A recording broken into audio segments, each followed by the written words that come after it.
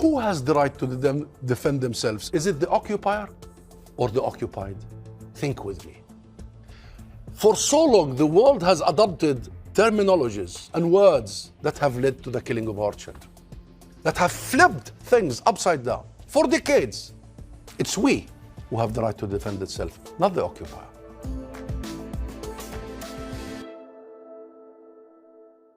Ambassador, this is a complex situation and not everybody even understands who is who. So let me just begin by asking you, for those who don't know the detail, you are the Palestinian ambassador. You speak for the Palestinian government in the West Bank. So what is your relationship with the authorities in Gaza and with Hamas? Let me correct that. I speak on behalf of the Palestinians wherever they are, in the West Bank, in Gaza, and in the refugee camps and the exile outside. I represent the state of Palestine, which is recognized by the majority of the world, minus few countries, including the UK, and has a seat in the UN. And that state has a government. And the government of that state is the PLO, the Palestine Liberation Organization. That government represents every Palestinian inside and outside. That government is legitimate. It's not challenged by any Palestinian, including Hamas for that matter. And that government is recognized by the region and the globe and the world as the sole legitimate representative of the Palestinian people. That's why I head the PLO office in London. I used to head the PLO office or mission embassy in Washington. So this is the situation. So let's not confuse states and governments with political factions. So what is your relationship to the Hamas authorities and Hamas as a movement? They're your rivals, your enemies. What are they? I mean, they were rivals, and they were part of national elections in 2006, and they did win the parliamentary elections, and we did hand in power, and they formed the government. And regrettably, in 2007, a coup d'etat happened by Hamas, whereby since then we have been trying to achieve a reconciliation deal to reunite Gaza and the West Bank geographically and politically, and reinstate the unity of our political system and people. So there are negotiations going on right now. As we speak, this is Monday at our time of recording. It is the last agreed day of the ceasefire in hostilities. There are negotiations to try and extend this with the release of more Palestinians and more Israelis by each side. Are you part of this at all? Are you consulted? Does anyone ring you and tell you what's happening? Of course. I think our president is visited in the last few days and weeks by almost all world leaders.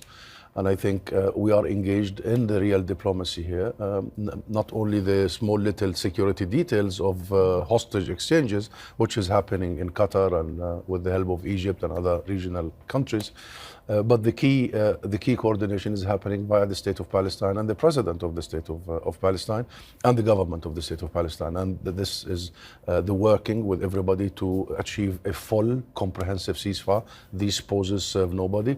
The work to immediately start a massive humanitarian assistance. People are in a state of unprecedented destitute. Those who were displaced to the south now have nowhere else to go. The weather conditions are horrible. No food, no water, no medicine. You're talking about unimaginable carnage in Gaza right now. We are also focusing on preventing a second Nakba, because what Israel did since the beginning of the situation has nothing to do with eradicating Hamas. What Israel was doing was a classic design of a second Nakba, of ethnic cleansing. By second Nakba, you mean the removal of the Palestinian people from Gaza completely, do you mean? This is not what I mean. This is what has happened. Israel has displaced 1.7 million Palestinians in Gaza. That is 3 of every 4 Gazans now have been forced to leave their homes from the north to the south. But there are still hundreds of thousands of people in the north, including my own family, that's still there. They didn't leave. They have nowhere to go to the south. And those who left to the south are still being bombed. And if you follow what happened, Israel started by the most terrorizing airstrikes against civilians. That's a classic way of pushing them out. They destroyed their homes, then hospitals, schools, bakeries, playgrounds, UN shelters. All this is to turn Gaza into unlivable. So what has taken place over the last month and a half was a classic case of ethnic cleansing. Now, people are still gathered in huge numbers in the south. People are still disconnected in the north. Israel is preventing people now with the truce to return back to their homes in the north and preventing humanitarian assistance from reaching the north. Why do you think they're doing that? Can you explain? I mean, because Israel kept saying we are warning people to get to safety, to leave the north because that's where we are going to attack. If your own family stayed there, as example, why didn't they leave to save their own lives? Because they see that people who left were bombarded everywhere. They see that the south is not spared. They see that Israel has already called on major cities like Khan Yunis in the south to evacuate. They see that if they leave their home, they're killed anyway. So they decided, you know what, if Israel is going to kill us, let it kill us in our own home. And I think this is about hundreds of thousands, not just my family.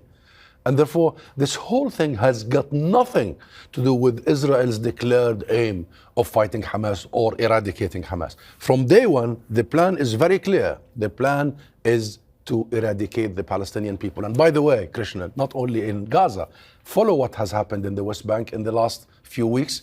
See how many Palestinians were killed by the Israeli army and the illegal settler militias, illegal settler terrorist groups.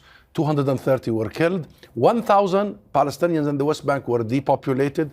Maybe in the West Bank, the ethnic cleansing is happening at a slower scale, but it is happening and it's the same. That's the blueprint and on the desk of the Israeli government with Netanyahu, with Ben-Gvir and Smotrich. They have used the events of the 7th of October to inflict on the Palestinian people a second Nakba. Let me explain. The ethnic cleansing, the mass expulsion of the Palestinian people. This is what happened since the 7th of October until today. Can I ask you about your personal experience then, as you have family in Gaza? Have you lost family members? I did, yes. And early on, second day of the onslaught, second day of the Israeli assault, I lost my cousin Aya, her husband, two of her children, her mother-in-law, her father-in-law. They just bomb houses. They were sitting, they were sleeping. And if you go to the north of Gaza and also the south, you will not believe your eyes. People have no homes to go back to. People have no schools to go back to. They have made it absolutely clear that they will not allow for life to exist in Gaza. So you tell me that. You see, that Gaza should be unlivable. That's the plan. I mean, you tell me that, and I'm sure you're used to telling people that now because it happened some weeks ago. But what is your emotional response to what has happened to your own family and your own people? You know, I don't want to turn this personal, but a couple of days ago, I have a sister who lives in the south. And because she lives in the south, she had to receive 175 of her friends and extended family to host them because the north was supposedly dangerous and the south would be safer. And a couple of days ago, she calls me. She's a lawyer. She's a very tough person, very solid, to be able to host all these people and with love and passion and with solidarity, sharing their bread and sharing their water. And you know how scarce all these things are. And then she says, with her broken voice, she said, Husam, my brother, crying, they've just bombed the home next to me. She said, there were 100 people in there, civilians and women. I said, God. She said, I saw a woman cuddling her child and completely burnt. And she flew right behind my window, and I can look at her now. I cannot take this anymore, she told me. This is what our children are seeing, Krishna. And the question now is what will come out of this? The question now, how these children are going to feel about what they have just seen. How an entire nation will absorb this, especially in light of what they have seen in terms of the unprecedented failure in the part of the world. Exactly. So and the unprecedented double standards in the part of the West particularly. This is a moment when we are at a fork. We are at a fork. And I don't want to dramatize this and tell you what the people in Gaza and in the West Bank have been witnessing in the last weeks and in the last 75 years. You know it. But some of the accounts are horrifying. Savagery, barbarism, unbelievable. Unbelievable in our day that Israel is allowed to normalize the mass murder of children, the mass destruction of hospitals, of churches, of mosques, of UN schools, of what have you, the mass expulsion of people. This does not belong to our age and time. This should have been in the 30s and much before the 30s. This is the dark age. I warn that Israel in the last 6 weeks have succeeded in normalizing horror. Right, so do you believe then that the response to that will be an increase in support for armed struggle by Palestinians? I don't know what I'll believe, but I just want to wait for the first moment I could go and cuddle my sister, cuddle all of my family and all of my friends, and really hug very tight the children there. Of course, but if that is the normality, then don't you think that there will be a reaction?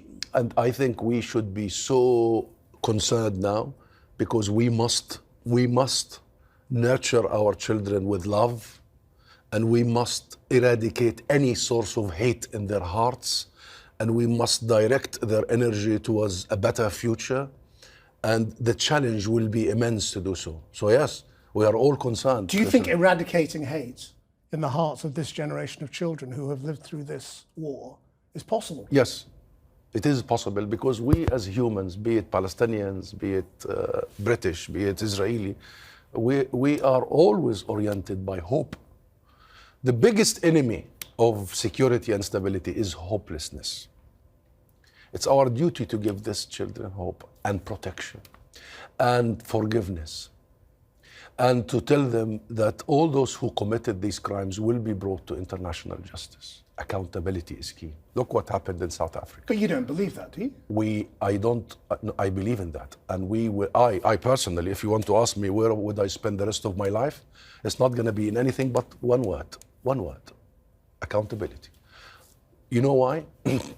Because if we don't hold those who committed these atrocities to account, we're waiting for the next tragedy. We want to make sure that those who committed these accounts are behind international bars, but justice has to be served. Okay. Or else they will do it again. Does that apply? This is a deterrence.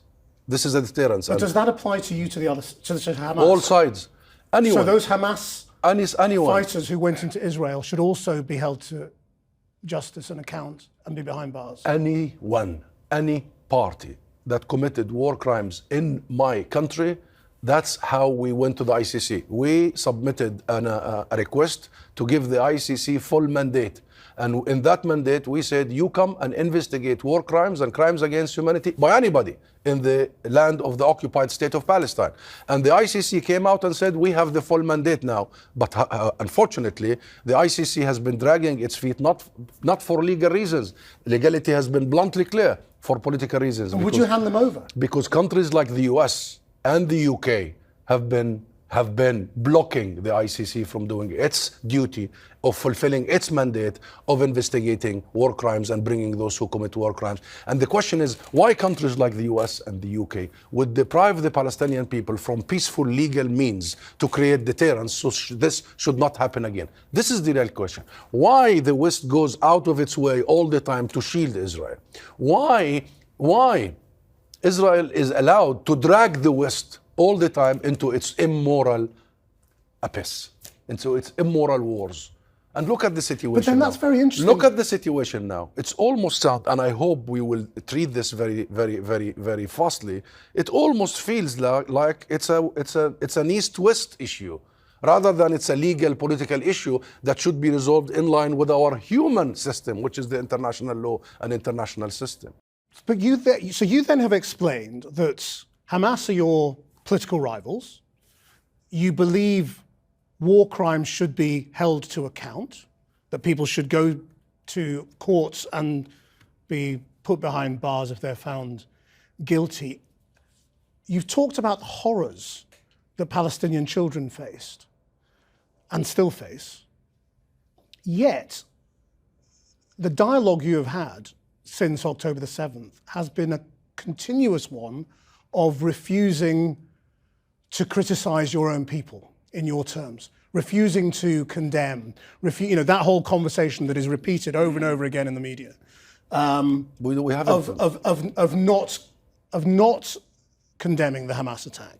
So why is it that if you disagree with them politically, they are your rivals, you think wrong has been done, why is it that you're unable then to say what they did was wrong? Let me explain this. Because this has been going on in the Western media for a long, long time. This is about a matter of principle and standards.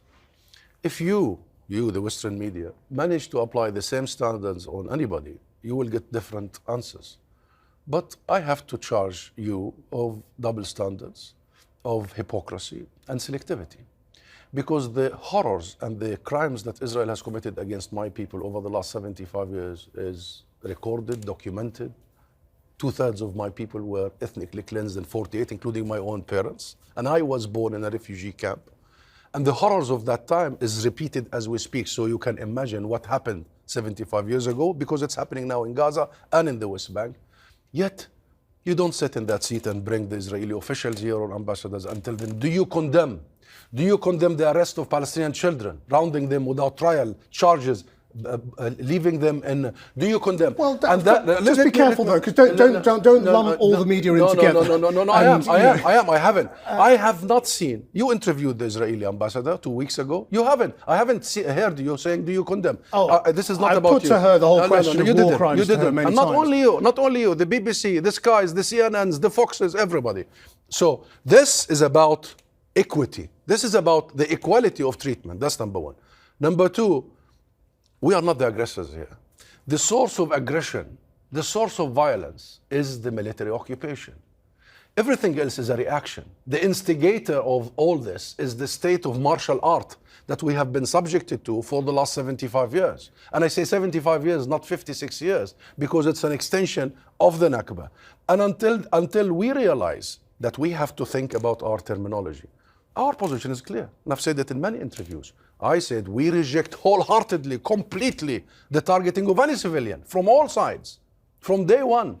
But you see, the question about condemnation is in effect, and the lack of asking the Israeli ambassadors, representatives the same question, is in effect to make me accept the notion that our people are less important, that our lives matter less.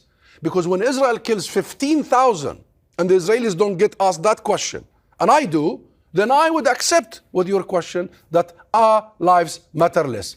We shall never do that. You see, it's a matter of principle, Krishnan. It's not a matter of policy. Our policy is clear. Yeah. And this business has gone on for a long time. And add to that, the moment your colleagues ask that question in the international media is a moment, before I answer, is when your audience and viewers would immediately get the impression that violence comes from our side and Israel is always in a state of self-defense. Maybe sometimes it overreacts, but self-defense. Nothing could be further from the truth. Nothing. It's the other way around. I mean, this has obviously been going on for decades, which is what... Last sentence. Every act of violence, every act of terrorism comes from the occupying state, and everything else is a react to that. That's the truth. But in every instance, in every eruption, there is something that sets it off. And of course, and as I have said to the Israeli ambassador, this is not something that started on October the 7th. This is something that is set in decades of history, a century of history. But on October the 7th, there was an attack. There was a reaction to that attack. I'm not saying anything started on October the 7th. No, there was no reaction to that attack. I just explained to you what happened since then was not a reaction, was an action by Israel for ethnic cleansing. So it was not a reaction to what Hamas did on the 7th. It wasn't. It was a plan on the table. That's a matter of opinion. You can't say that as a fact. But, opinion, ask the UN. Ask the UN, they will tell you what has taken place since the 7th. You are talking about a very classic case. Go back to the Balkans and see what happened. It's the same. Of course, in our case, no, but you're saying it was designed. It was designed. Of course, it was. The fact that people have been we have to correct moved. This. It was not a react to the 7th of October. It was an act of aggression designed before. They used the 7th of October to unfold it. Well, they used the 7th of October to play it out. That's it. Well, I accept that's a theory, but I mean, it's not something... It's a practice. It's not something that can be proven just yet. How do you define? I'm sorry, let's not play with words. How can you describe, as a very established, prominent journalist, the displacement of 1.7 million people and destruction of their homes and livelihoods? Most prominent lawyers on earth, army of lawyers, now talking about genocide? You want to disqualify all these people? No. But what I'm saying, you've gone a step further in that you said, that this was planned by Israel, in effect. That this was No, it wasn't. No. And Israel says, in Israeli terms, it's an old new plan. It's there. It was a plan ready to be put into. It's there. Ready to be put into action in your terms.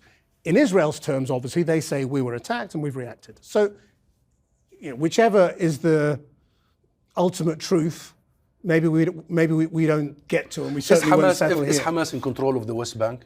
No, right? You know. Okay. Leave Gaza aside. Do you know that it was just announced as Israel was attacking Gaza? There was an announcement of hundreds of millions of funding by the Israeli government to build the new settlements yesterday. Yeah. What is that? How do you describe that in legal and political terms? Have you followed settler terrorism in the last 6 weeks? Have you reported settler terrorism? Have you seen them burning villages? Have you reported the depopulation of entire villages in the West Bank? So what is that? Hamas doesn't exist there.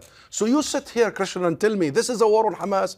This is a war on our people that has been lasting for 75 years, relentless, non-ending, and regrettably, with such an international scene, with such a Western way of coping with us, it's not stopping. But that's why I'm asking you about I accept this is a long war, okay?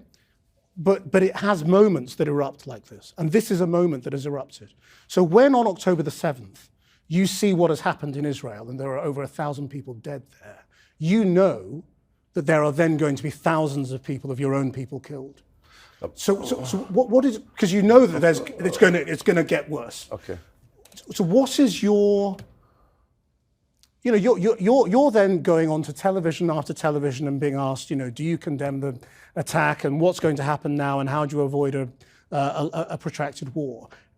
Do you not feel, as somebody who has lost people in this war, that your heart sinks when you see an eruption like the Hamas attack on October the 7th, because you know what's happening. You know what's going to happen then. Yes, but my heart sinks. And you don't support violence. Of course I don't. Of course I don't. But my heart sinks because I know what the Israelis will do. My heart sinks because I have the record. My heart sinks because I follow the racism, the supremacy in Israel. Yeah. My heart sinks because I hear them when they say nuke them. I hear their ministers. My heart sinks when I see the Prime Minister of Israel, Netanyahu, quoting something, the Amalek from the Bible, which is the annihilation, the extermination of everybody, children, women, that story. My heart sinks. And make no mistake, the missiles that killed my family are Israeli missiles.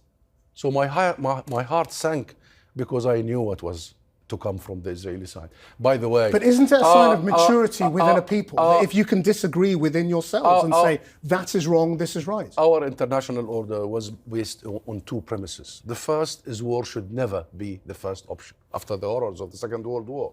Second, should war be an option as a last resort, there are rules. Third, there has to be accountability when war is conducted. Israel has ransacked the three. Ransacked is the wrong word. Has demolished the three. Completely, you know that. And we need to go back to our sanity. We now need to go. Was it really the first choice war? Hamas is a group, a militant group. Was it the first choice? I'll tell you one thing. The Qataris offered Israel the release of all those people who were released early on, 5 weeks ago. So we could have saved 15,000 people. 75% are women and children. But Israel refused. You tell me why Israel would refuse to get what it is getting now, because they want their hostages back, because they want to finish the job they did. And without the pressure that was built by the people, not the governments, in your streets, here in London, in Manchester, in Scotland, in Wales, everywhere, and all over the world, in the US, in Europe, in Asia, in Africa, in the Arab world, without that pressure, Israel would have carpet bombed the entire Gaza. So now we need to go back to our rules. And we need to go back to our legal definitions. Are we under occupation or not, Christian? Are we a people under occupation? Do you know what the British government designate our territory? You know the official legal name that the Foreign Office here designate for us? The OPT. You know what's the OPT? The Occupied Palestinian Territory. So we are occupied, right? The question is, in such situation, an occupier, Israel, a colonizer, Israel, a besieger, Israel, and an occupied, oppressed people. Can you call this a war? Do you have two armies to even use the term war? No. What you need to use, and go back to the UN, go back to international legal experts. This is an oppression, a repression, like that of white South African apartheid regime. A suppression against people who are suppressed. So war does not happen in such dynamics. That's number one. Number two, who has the right to defend themselves in such situation? Is it the occupier or the occupied? Think with me. For so long, the world has adopted terminologies and words that have led to the killing of our children, that have flipped things upside down. For decades, it's we who have the right to defend itself, not the occupier.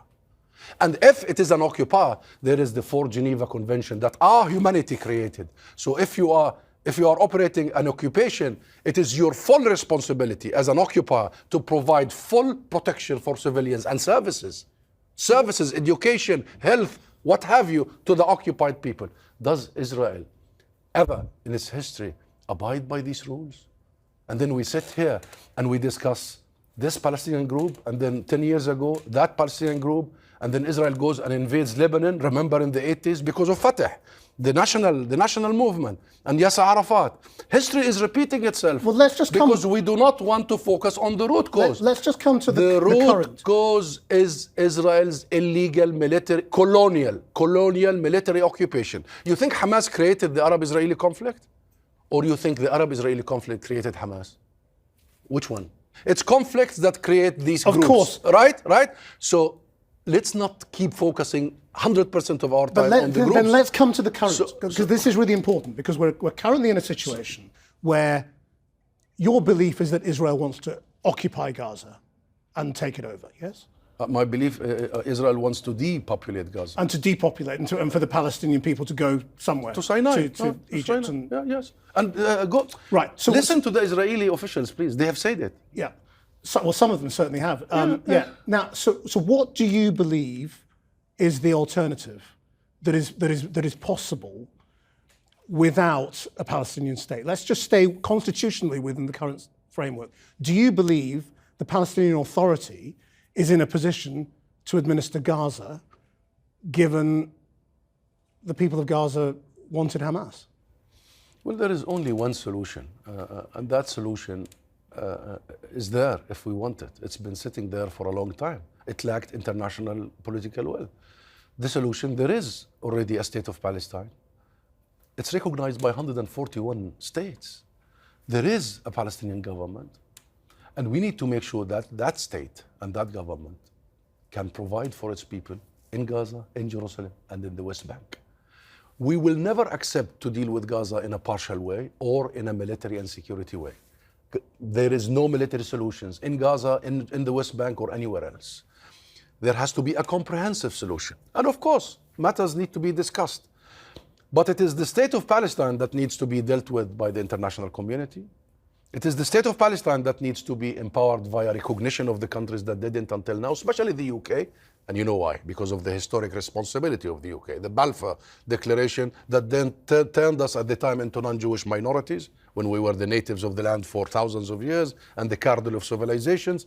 We all go to the UN, and the US and the UK remove their veto from us becoming full member state in the United Nations system. We sit as mature community of nations and we sort all this out. Palestinians have an address, Palestinians have a government, Palestinians have a flag, and Palestinians are united because of their suffering and oppression. They face the same oppression. These bullets do not distinguish between them wherever they are, and they are united by their goal. So this could also be a moment of unity. So your answer is give us a state. Yeah. But my question is, before we get to that, does Fatah, does your organization have the capability of governing the Palestinian people, given in Gaza they chose Hamas the last time they were asked, and right now, as we've already established, the support for armed struggle and the lack of faith in what's so-called democracy in the West Bank has delivered is weakened. Again, I started by telling you we are mixing between states and government on one hand and political parties. So as if you're telling me the conservative or the Labour, this is not the discussion. This is about the British government and the British state.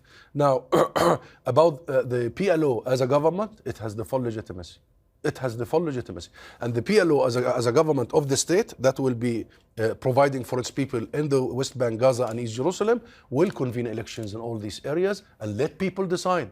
Let our people decide. And let the world accept whatever our people decide. And don't you think Israel, when Israel reads your solution, which is create the Palestinian state now and then negotiate the details, won't they say, you're basically asking us to let Hamas win? Well, and we're not prepared to do that. All these pretexts. Before that, they would say, oh, you are letting Fatah win because they considered us before that the terrorists. You know, we're still, the PLO still designated. But it's not realistic, is it? After 1,400 people are dead. It is realistic. There is no way you can piecemeal this. It has to be a big bang. And now. And then we can drill backward. Just swallow the pain, is what you're saying. No. We can drill backward because we started by saying we need to give people hope. We need to give people sense of direction and sense of travel. We need to bring all this awful negative energy and turn it into a positive momentum. So there is no time for small measures now, I assure you. It has to be a big bang. And I think it's possible. The two-state solution has an international consensus. So why not to implement it? And when you want to implement it? If you go back and deal with Gaza alone, and who's going to govern here, and who's going to govern there, and don't get into Palestinian conversation. Leave Palestinian conversations to us. This is about the implementation of the international consensus. The world wanted to implement it 30 years ago, and they dragged their feet. Perhaps this is the time. 30 years is long enough for not implementing your own policy. Well, I mean, the reason I ask you about Palestinian versus Palestinian is because you have to create something stable. And it's not clear whether you would be able to, because you have these two forces within. You know, this is very. I'll tell you again. This is also the colonial mindset. I'm not saying you're colonial. No, it is, and it is. I'll tell you. It comes from Israel. Oh, the Palestinians are mismanaged. Oh, the Palestinians cannot govern themselves. Oh, we left Gaza and look what happened. All that. It's all of their making, because the Palestinians are historically before Israel was created, we were the light in the region. We were educating the region. And now, after the Nakba, look who builds the Gulf and builds the region. And the Palestinians have a governance. And by the way, we are hearing from many international officials that our institutions, including the World Bank, by the way, our state-like institutions are at the level of middle-income countries.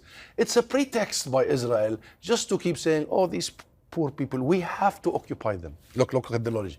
We have to oppress them. We really don't want to kill them, but we have to kill them. But would Hamas ever stop saying it wants to remove Israel? That's the point, isn't it? We can govern ourselves, and I assure you. Yes, but would Hamas ever stop wanting to destroy Israel? We cannot convene normal. Hamas is not just its military wing, right? That's what I wrote in The Economist. Hamas is also an ideology. You want to defeat an ideology by bullets? By Israeli huge rockets bombarding entire neighborhoods. That's how you defeat ideologies. You only defeat an idea by presenting a different idea, which I'm presenting you now. So give people the choice to choose which future they want to. Israel has been giving people one choice only: be oppressed. You know what? It was talked about by the current finance minister of Israel, Smotrich. Either you accept to live as a slave in a plan he published, slave in your own homeland, us, or you are depopulated, expelled, and we will facilitate, he says in his plan, we will facilitate that expulsion. Number 3, you will be dealt with by our army, i.e. killed. So this is the context. But you presented an alternative idea. This is the alternative. Which is okay, our alternative idea is our statehood. What gives you the confidence that the presence of a Palestinian state that is universally recognized and it is a proper country at last, would stop those people in Hamas wanting to destroy Israel? Because that is the requirement. But that's not the mandate of the state, my friend. Our mandate is not that. Our mandate to provide for our people, protect our people. And once we protect our people and provide for them, like all other states, and make sure that our citizens are safe and provide for them opportunities, all this will You not... think the struggle will go? All this will not become even a discussion. That's number one. Number two, once that happens, the state is materialized, you will have underwriters. You will have the entire Arab world. You have the Arab Peace Initiative, who will underwrite the security of both Israel and Palestine, who will come heavily in terms of their investment. And you have the international community. The US has been saying all along, and the EU, they will underwrite this. So Israel will have sufficient guarantees. And lastly, we will cross that bridge when we get to it. But stop saying, I have to keep killing you because I don't trust that you will provide security. Stop killing me. Stop occupying me. Stop colonizing my land. Get the hell out of the land. And then we will discuss if your security concerns is not met. But I assure you, once this major illegality ends, security architecture can be built, governance architectural can be built, unless you think people are violent by nature, Krishnan. People are by nature more oriented towards raising their children, wherever they are, towards making sure that their children have the best education, the best economic opportunities. This is our people, this is your people, and this is every people. I asked the Israeli ambassador whether she could empathize with the Palestinian people. And what did she say? She would not say that she does. So let me ask you the same question. Do you empathize with Israelis who fear being attacked in their beds? I empathize with every fear human being taken hostage. I empathize with every human being. I really do empathize with every human being who suffers the consequences of the system of racial domination that has been erected in our land from the whole historic Palestine. This system of racial domination and oppression and suppression has many victims, including many Israelis. Many Israelis suffer because of the expansion of their country. But do you empathize with the fear eastward, that they will feel? Eastward. Many of them are victims of the settler project. Look, the last year, I'm sure you followed the hundreds of thousands of Israelis in the streets of Israel protesting Netanyahu and his government for wanting to change the Supreme Court mandate and what have you. So, for a couple of years, people are talking about, more than a couple of years, for 10 years, that it's Israel is going to annex the settlements. Remember? You know what effectively happened? It's the settlements that annexed Israel. Yeah. And that's why you had all the demonstration. Right now, there are many Israelis who are who fear for their lives. They believe there are going to be Palestinian gunmen coming to kill them. And the idea of giving them a state and giving them legitimacy and turning that into an army instead of a militia terrifies them. Do you empathize with that fear? I empathize with them, and I hope they empathize with the Palestinian people who not only fear that they will have Israeli soldiers coming their way, they are actually receiving these soldiers every day. What Israel saw on the 7th of October is what Palestinians experience almost on a regular basis. So maybe this is a time that, because of what they have gone through, the Israelis will really pause, think, hold something in their heart, and think what has happened to the other side for 75 years. Maybe I would like to see, for once, a real demonstration, a huge demonstration in Tel Aviv, calling for a ceasefire, immediate ceasefire. Maybe I want to see people to really talk about the occupation, and that occupation not only corrupts and deprives us of our humanity, occupation corrupts them first and foremost. Look at the history of mankind. Look at all cases of people who gone out and colonized and occupied people. It has affected their constituencies, affected their culture, their behavior so much. Look at the violence inside Israel. Look how Israelis drive in the streets. You will know that this occupation is really wrecking every human being in that society, in Israel. So I also want to see them now waking up, not what I see in terms of the sheer quest for revenge, the racism, the hatred, the statements that I could not believe that they belong to our time and age. So I add my voice to yours, but definitely as a Palestinian and as somebody who was born in a refugee camp, as a son of the Nakba myself, I can only sympathize with anybody who suffers what my people have been suffering of. So again, then, if you've presented your option, you say it's a time for a big moment, a big risk, a big bang. Risk. Do you have any faith that the regional powers and the United States, which are the keys, will support anything like that? Yes, 100%, not 99%. Why? The region is, why I just came from a meeting with all Arab ambassadors. What is happening in Gaza and in Palestine now is affecting existentially the whole region.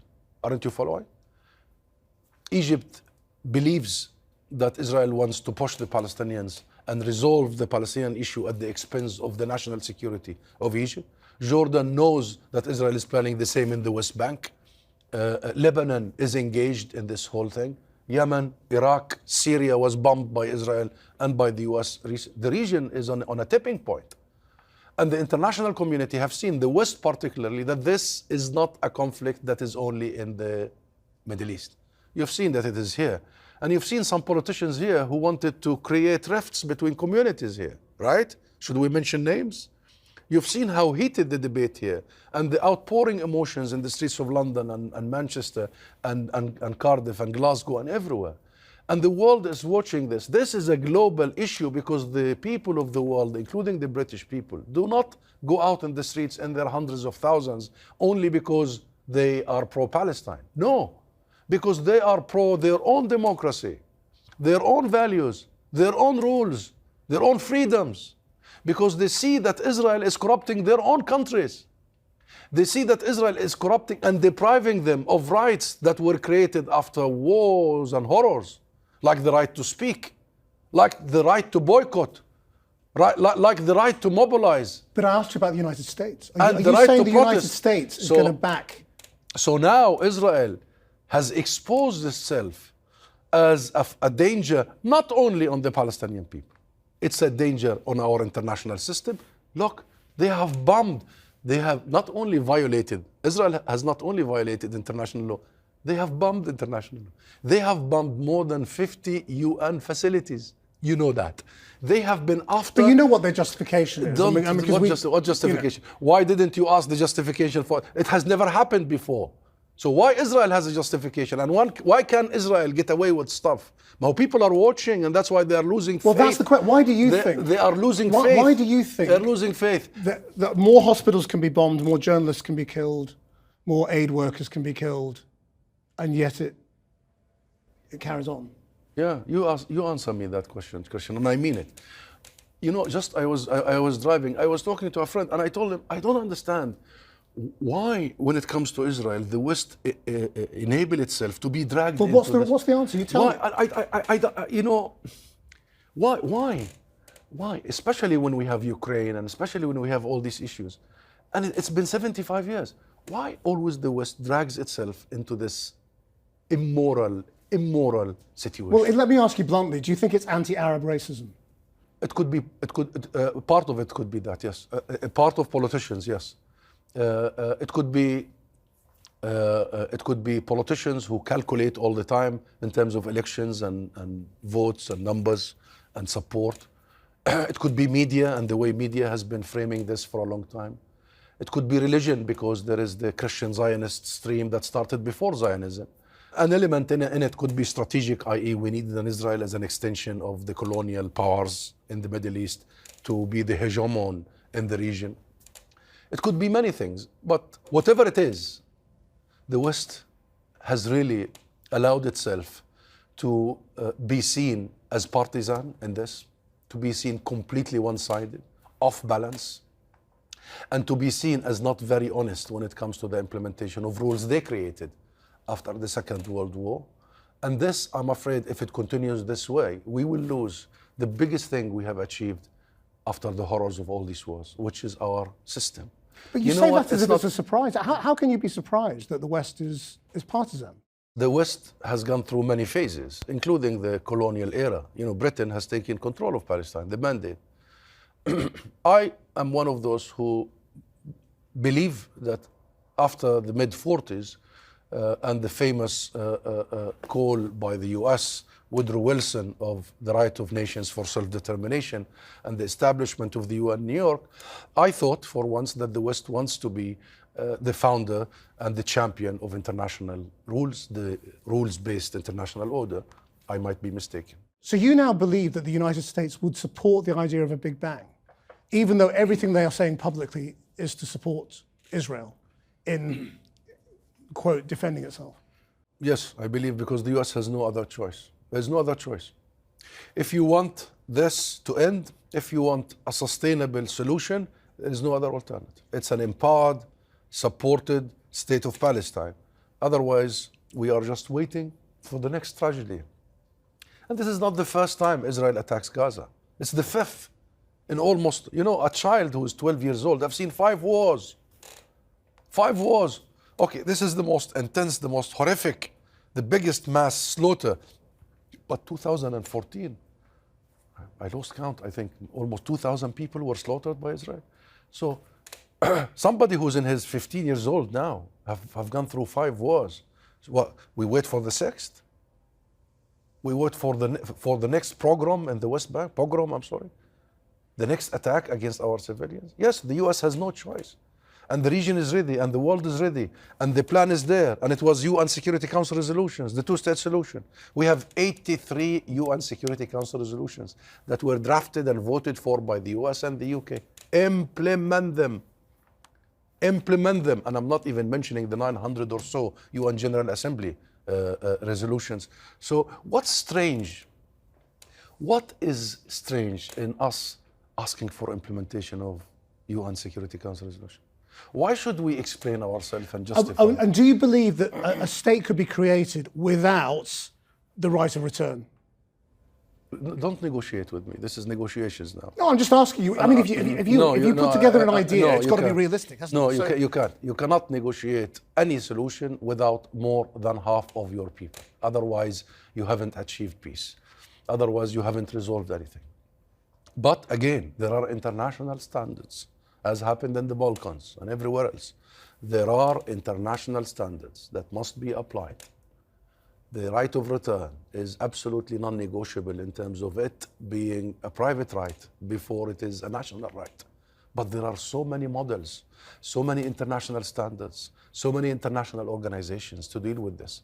The one requirement, stop making Israel the exception to all these rules. Stop.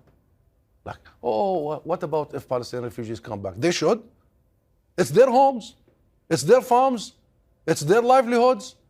What is this making Palestinian refugees as a... And by the way, let me tell you something. We've gone through so many final negotiations with Israel, at Camp David and before it and after. And that's the stumbling block. No. It was never the refugees. In fact, as far as the refugee issue, there was a great deal of promising conversations from both sides and with the US and the international mediation. It was Jerusalem, never the refugees, never. But you see, because Israel wants its occupation to be permanent, because Israel's real, and I don't mean by Israel every Israeli, I mean the governments, they are always after pretexts. One of it is, we left Gaza, look Hamas, what will happen if we create a state, they will come and attack us. One of it is the refugees. So what happens to Jerusalem? One of the pretexts is refugees. Jerusalem, there are international resolutions we accepted. It is shared. Just to lay it out, it would be a shared city. Yes, we accepted the international resolutions, the UN Security Council resolutions, that East Jerusalem is a Palestinian occupied city, and Israel must end its occupation of that city. Now, all that was offered to us was much less than that, and we cannot accept. Let me explain this. Many people around the world, and I'll say it through your program, believe that the two-state solution is a Palestinian demand. No, it's not. The two-state solution is a Palestinian concession. Because by the late 80s, the PLO was proposing one democratic, egalitarian state for all of its citizens, be it Muslim, be it Christians, be it Jews. That was our political platform. But the world, i.e. the West-led world, primarily the US, proposed something else. They said, no, we have to party the land. Two-state solution. By the late 80s, Yasser Arafat and the founders of the movement decided to ally ourselves with international resolutions, and therefore we accepted the two-state solution. Not as our demand, but as a compromise. Now, here is the deal. We cannot accept less than the 67 borders, and we will not offer... Israel keeps negotiating with us, not how do we achieve the 67 borders. No. They want to arrive somewhere between Jerusalem and Jericho. You know the map? So they want to bite more of the 22% of historic Palestine. That is the 67 borders. And they don't understand that for any Palestinian leader, they will never be able to accept less than what was offered by UN Security Council, and they can never give more. This is the bone. This is the line. So I think now with all that happened, let's go for that line. Let these two states, let's level the field. Let's level the field. And let the world and the region come as underwriters, give everybody the security and the opportunity and the economic assistance. And let us as two states, equal among nations. There is the seat of a full member for the state of Palestine next to the seat of Israel. But you know, and then we discuss these gritty-nitty details. There will be so many details. What kind but of right economic... now, we have a situation where Israel's stated aim remains to destroy Hamas.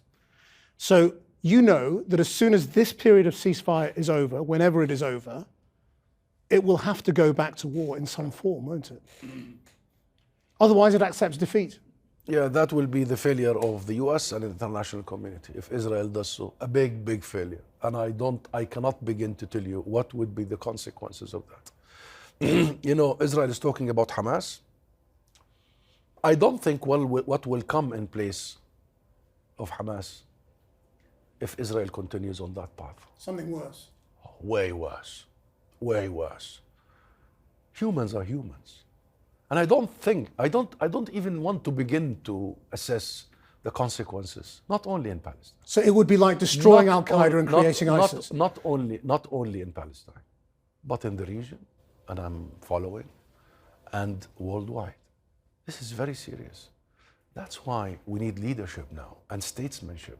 We need wise people. Unlike the last 6 weeks when we heard from all Western capitals, Israel has the right to defend itself.